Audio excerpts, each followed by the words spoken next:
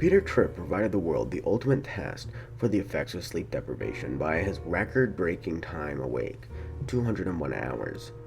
Although Randy Gardner would beat his time soon after, his stunt gave researchers a good insight into the effects of sleep deprivation. Initially, Peter did well without sleep, as his shows still were entertaining and he could still perform the tasks the doctor asked him to do. This all began to change around the 72-hour mark as his mental state began to deteriorate. He began to have visual hallucinations, was abusive towards his colleagues, and when the team asked him how he was feeling, he said, guess what?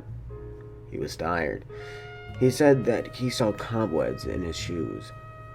By 100 hours, he wouldn't allow researchers to perform the mental agility tests, as they were intolerable for him to do.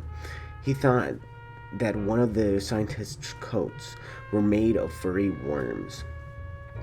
After 120 hours, while changing his clothes in the hotel room, he saw a fire and ran out to the street for help.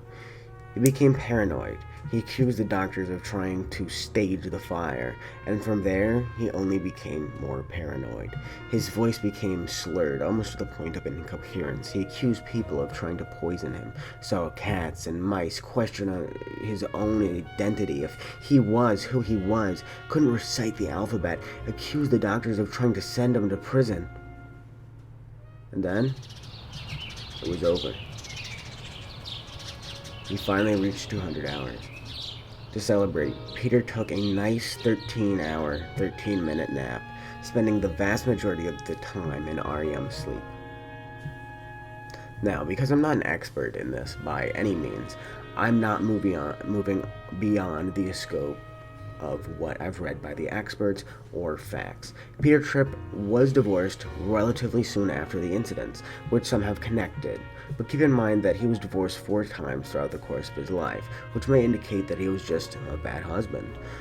This is not to discredit the validity of the argument, as it may very well be true, but after the stunt, nobody seemed to remember him.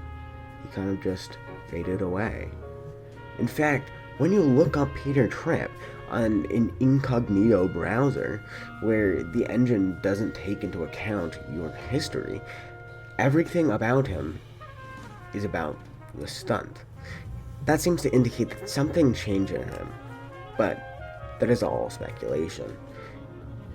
And thank you for sticking to the end of the video with me, and I hope that you have a fantastic day, sleep well, and as always, remember that you matter and are valuable to someone in your life.